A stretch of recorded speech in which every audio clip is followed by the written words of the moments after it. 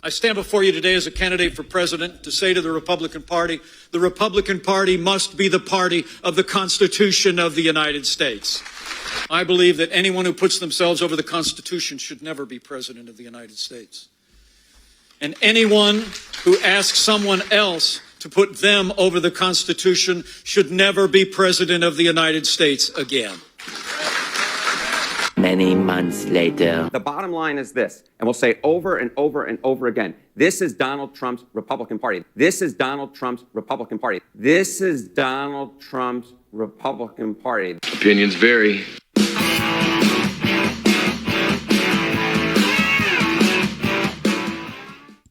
What's up, everybody? Welcome back to Opinions Varied. It's Opinions with an A. Please like, share, and subscribe. And he's more popular than he ever has been.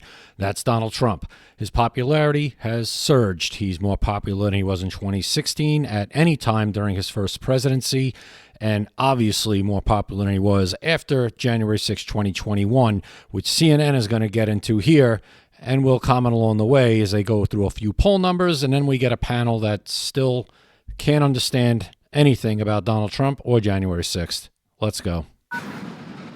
Tomorrow, Congress will meet in a joint session to certify the 2024 election. A once uneventful part of the presidential transition process became a day of infamy from the events of exactly 4 years ago tomorrow. And of course, that's when a violent mob infiltrated the Capitol as President Trump protested his loss in a free and fair election. It was a moment that many on both sides of the aisle thought would end Trump's political power for good. Here we are, 4 years later, preparing to see the former president and president-elect take the final step in the election process and secure his second term. So how exactly did we get here? Well, CNN senior data reporter Harry Enten has crunched numbers and is here to explain. So, Harry, a lot has changed in 4 years, especially when it comes to Trump and the GOP. Walk us through it. Yeah, all right. So, remember, after January 6th, what do we have? We had the impeachment of Donald Trump, and then, of course, we had the trial in the United States Senate. I want you to take a look at Republicans who voted to impeach or convict Trump in his second impeachment or impeachment trial. You go back to February of 2021. What was it? It was 17. That's a significant chunk of folks, right, Manu? It wasn't most of the GOP didn't, but 17 is a pretty big number here. Absolutely, yeah. And then you go to January of 2025. How many of those folks are still in the United States Congress? It's just 5. Five too many, but some of them still get medals of freedom from the current president, Joe Biden. It's just 5. Pretty much the ones who did were all run out of town. They're just 2 House members, 3 Senate members who remain. The bottom line is this, and we'll say it over and over and over again. This is Donald Trump's Republican Party. That's why he could pick up the phone, make those calls to ensure that Mike Johnson held on to his speakership. But it's not just within the Republican Party. It's nationally among the general populace as well. So take a look at Donald Trump's net favorable rating. Take a look here. Trump's net favorability rating. You go back to January 2021. Donald Trump was way underwater at minus 20 points. That's your favorable minus your unfavorable. Look, he's still a little bit underwater, but he's now at minus 1 point. He's considerably more popular. So folks who are writing off Donald Trump's political career, writing his political obituary, he rose up from the grave. He almost looks like one of those WWE characters, right, who kind of rose up. And that is what Donald Trump has did. He's right now broke even. He's about as popular with the American public, Manu, than he has ever been. Wow. Well, they wrote him off in 2015, 2016, and they wrote him off his whole presidency. And his presidency the first time was going great until you know what happened, right? With the thing that came over and all that, right? So he's been written off the whole time. They're going to write him off again. You'll see. They're going to start as soon as he takes office. It's going to be the first thing that, gets stirred up, the manufactured chaos from the media and the Democrats. It'll start. But minus 1, I bet he's above. He's in the green, I bet. I bet he's in the plus. But if he gets through his agenda in the first 100 days, a good chunk of it, he'll be plus 5, plus 10 even in this poll. And he's been talking about it on the first day when he comes into office, pardoning all these January 6th prisoners. How does that fare with the American public's view? Yeah, how does that fare? Well, I will tell you, it ain't popular. It ain't popular. Donald Trump may be more popular than he's ever been, but the idea of him pardoning these January 6th protesters is simply put not a popular proposition. You look overall, it's 33%. It's 33%. Look at the opposition. 59% of the American public, you can barely get 59% of the American public to agree on anything, but they do agree on opposing Trump pardoning the January 6th protesters. Even among the Republican Party, look at this number. Yes, it's 2/3 who support it at 67%, But, Donald Trump's favorable rating within the Republican Party is like 85, 90%. That's low for Trump. This is low for Trump. You have this 21% who are opposed to it. That is a pretty significant chunk of folks who are opposed to it. So yes, Republicans like Donald Trump, but they aren't necessarily in love with the idea of pardoning, certainly not overall. Now, you may be asking yourself. Here's how I feel about that. There are certain people who probably shouldn't be pardoned for January 6th. Anyone who was fighting with the cops, I don't care if you were instigated by people to tell you to go and, act crazy, whatever. No, you shouldn't be pardoned. But there are so many people who got swept up in this ridiculous overreaching investigation that should have their sentences commuted and full pardon. They should not have that lingering over them the rest of their lives. And you still have people awaiting trial for January 6th. Absolutely ridiculous. And another thing, I don't want to hear really, and if Donald Trump does pardon everybody from January 6th, whether I think they deserve it or not, or media thinks they deserve it or not, or the Democrats think they deserve it or not, you know what? After what Joe Biden has done with these commutations of people on death row and with his son, the blanket pardon for a 10-year period, and who knows what's going to happen in the next, 14, 15 days that Joe Biden does with his pardon power. I don't want to hear it. Joe Biden, they've lost all of the moral high ground when it comes to pardons as far as I'm concerned. Okay. How the heck then did Donald Trump win that election back in November, right? Given that you see this support and you see this opposition among the American public, and most Americans, I will note in our CNN poll, said that they expected that Trump was going to try and pardon him. How did it work then? Well, take a look at January 6 memories. Take a look here. All right. January 6 is the biggest memory of Trump's first term. Look at this. Wow. It's just 5. That is something. It's just 5%. I mean, most. It's not surprising to me at all. And a lot of people with common sense. Nobody really cares about January 6th. Nobody cared. Many people feel it was a manufactured event. Yes, there were things that went on. First of all, here's another thing. The response by the Capitol Police was not good.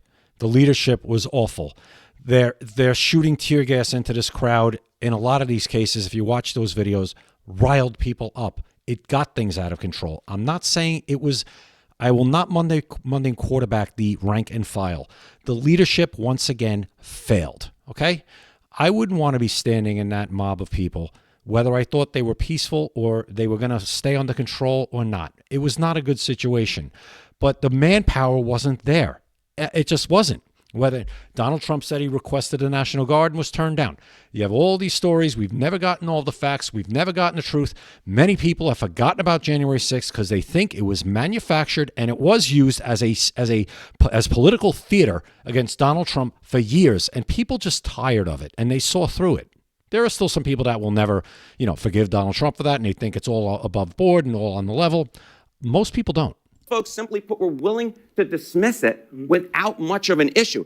And among Republicans, what do we see? It was just 2%. So even though you had that significant chunk of Republicans who said we oppose it, even though the vast majority of Americans opposed it, the bottom line, when it came to November, even when it comes now, most Americans, simply put, Manu, are not thinking about it. And of course, everything that happened on January 6, 2021 was because of Trump sowing doubts over a free and fair election. How is that in line with the way American public views what happened in the 2020 elections? Yeah, I mean, this to me, remember, he brought along Republicans, and this is just such a fascinating trend line. The 2020 votes were cast or counted accurately. You go back to 2021, this is among Republicans, it was 31%. You look just before this election, October of 2024, it was 32%, basically the same number. Then all of a sudden, December of 2024, it jumps up to 44%. Well, what the heck happened? Well, what happened was Donald Trump won the November 2024 election. All of a sudden, folks were far more likely to believe, hey, wait a minute, those votes were cast and counted accurately. That number's an awful number. You in a legitimate election in a serious country which we're supposed to be, that number should be 95%. 44%, you're like, oh, that's great because Donald Trump won. Nonsense. It's an awful number, and rightfully so, it's an awful number. But here, I think, is the biggest thing, the biggest sort of takeaway, which was election votes cast or counted accurately. The 2020 election, remember, we mentioned Republicans at 44%. Democrats were at 89% in the 2020 election. Not a big surprise. Joe Biden won that. But look at the 2024 election. Look at Republicans. 94% of Republicans believe that the 2024 votes were cast and counted accurately. Democrats saw a drop-off from 89 to 73. But again, Democrats far more likely to believe that even if their side lost, that the results were counted. Oh, really? They believe it. They're far more to believe it. 73%? So that means 27% of Democrats think that this election was, quote unquote, stolen. That's what you're saying? These numbers are awful. And on either side, you shouldn't even, these numbers should not be like, each side should feel like numbers were accurate. In the 90s, both sides should be, that numbers were counted accurately every election, no matter who wins. But we can't feel that way because we don't have national voter ID. We don't have, we have now where states count paper ballots. Some states use machines. Some states are done with their count in 5 hours like Florida, and states like California, like we said, take 26 days. So no, we don't have faith in these elections. These numbers, what you guys should be talking about with this poll is these numbers suck. We have a problem if this is what people think based on if their side wins or not. It shouldn't be that way. Each side should be in the 90s whether their side wins or not. I won fair and square. I lost fair and square. The results were accurately reflective of the people's will, then Republicans were mono.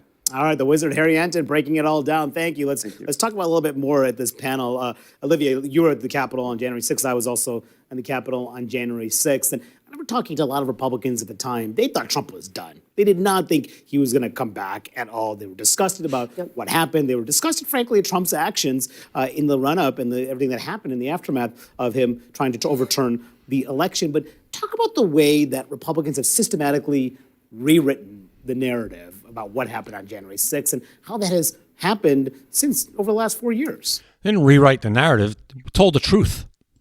I think around 6 months after the Capitol attack, that's when I started realizing there was sort of this online push of undermining, challenging, and rewriting what happened on January 6th. It wasn't as bad as it was claimed in the media. People weren't armed, and because people weren't armed. There was not one person armed, not one. The media was inflating it. Then it sort of percolated into House Republican psyche, where they were sort of dismissing it as well. I think that there was a feeling like every Republican was being unfairly blamed for what happened that day among the House GOP. And so they started pushing away, I think, what the important lesson of that day was and tried to kind of... What was the important lesson? I'd like to hear it. Put it in the corner. But then you saw Biden using it again and again on the campaign trail, talking about January 6th, talking about the important need to protect democracy. And that made some of the Republicans, especially sort of the far right corner, push even further away. And as you saw in that poll, no one cared. Again, tone deaf. But that's why 5% and 2%, no one cared. I also think it was really important to have people like you and me there because we saw how horrendous that day was. It was chaotic, and I still don't even have like a very good idea of the chain of events, but I do remember how terrified people were and that we were holding pens in order to prepare ourselves of being attacked if we went into Stop. You're scaring everybody. the Capitol hallway. So there were people walking around with the cops. The guy with the, I forget what they call the guy with the wolf head on, whatever the hell it was. He was escorted into the Capitol. Escorted. Just walking in, talking to them. There's a lot of bizarre things from that day. Okay, we're not getting the whole story. Okay, we've not ever gotten the whole story. I don't know if we ever will. I'm hoping now that Trump's coming back into office and we get a couple different people at the DOJ and the FBI that will actually get some legitimate answers. I don't care if they go against my line of thought or not. I want the truth. you were hearing gas canisters going off. You were hearing gunshots, and sometimes you couldn't discern what was happening. Gunshots? No, there was one gunshot, I believe, and that unalived and unarmed woman, a veteran of our military. And so I'm really glad that reporters captured it. Yeah. And this is what Donald Trump has been. I gotta say, what gunshots? There were gunshots going off? Somebody in the comments, let me know if there were gunshots going off during the January 6th, 2021 event.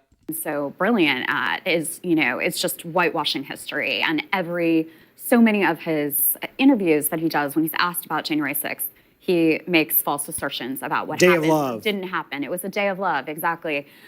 No, that was the summer of love. I don't think they ever called it a day of love, maybe. But you guys called the mostly peaceful, fiery but peaceful protest of 2020 the summer of love. So day of love seems to work here. And I think that, it's been interesting to watch. Obviously, as we mentioned, the vice president will certify the electoral votes on Monday. It's been interesting to see President Biden kind of trying over the last week to remind people, whether it was awarding the Medal of Honor to the medal of Liz to Cheney. Liz Cheney. Yeah. There's so many medals this week. Now, Yeah, so many medals, you know. Everybody, you get a medal. You get a medal. Everybody gets a medal. You know, you hate the country, you get a medal. Hillary Clinton, you get a medal. Oh, George Soros, you get a medal. honor. Citizens, something. And Liz Cheney, you get a medal. For what? I have no idea. making a point in his remarks that 2020 was a fair and free election. Also honoring Benny Thompson. Both of them got a standing ovation in the room. Yeah, in an echo chamber. These people are so lost. They are so out of touch. Benny, yeah, he got a standing ovation in the room, in the echo chamber room. And and Kamala Harris on Monday, that she really believes this is an important part of sort of restoring historic norms. Oh, Kamala Harris is going to restore historic norms. You mean the person who ran for president of the United States without one primary vote is going to restore historic norms? Did you get that, everybody? Wow. And getting people back to a place where they see these elements of a peaceful transfer of power. And it's really like sort of one of the last acts that the Biden administration is able to do is to kind of restore things to the way they were before. They're going to restore things to the way they were before. Meanwhile, for the last 4 years, nothing has been the way it was before. Nothing. Okay? And we'll just go back to the election. Like I said, Joe Biden was removed, pushed out, a coup. And then Kamala Harris, without receiving one primary vote, was the nominee. That's norms? That's normal? It's normal that Joe Biden was doing things while he was president in a fake room that made it look like the White House? That's normal? It's normal that we didn't see Joe Biden for stretches at a time? It's normal that Joe Biden was walking around shaking hand with ghosts on stage? Are those the norms we're talking about? How many other norms did we break? Is it normal that we had cabinet members, dressed up in other ways than they should have possibly been, based on their biological, and stealing luggage? Is that normal? Is that normal? What else did we have? Somebody in the comments, all the other norms that went on during the last 4 years with Joe Biden and Kamala Harris. Was Afghanistan, was that withdrawal? Was that normal? And then nobody gets fired because, 14, I believe, or I'm going to say 16. It might have been 14, but I don't want to shortchange our military members who gave their lives that day in Joe Biden's horrible withdrawal from Afghanistan. Is that normal? And Joe Biden looking at his watch during the transfer of those military members, is that normal? These people make me sick. And this whole thing, they still don't get it, and good. The longer and the more they don't get it, the less damage they can do, because that means the less they're going to win. Because if they didn't take one thing out of that, 5% of the electorate cared about January 6th during this election. 5%. And I think it's probably 4% too high for the real number. Nobody cared. People cared about their wallets. People cared about border security. People cared about crime. People cared about, I want to be able to go to the grocery store and not have to worry about bring a spreadsheet to see if I'm going to, default on my mortgage. That's what people cared about. They still don't get it. And it's going to ramp up. You're going to see. And Kamala Harris tomorrow, karma, has to certify that election. Oh, well, too bad, so sad. Anyway, tell me what you guys think in the comments. If you made it this far, please like, share, and subscribe. I'd really appreciate it. It helps my channel a lot as I try to grow this channel. And we'll see you next time right here at Opinions Vary. Opinions vary.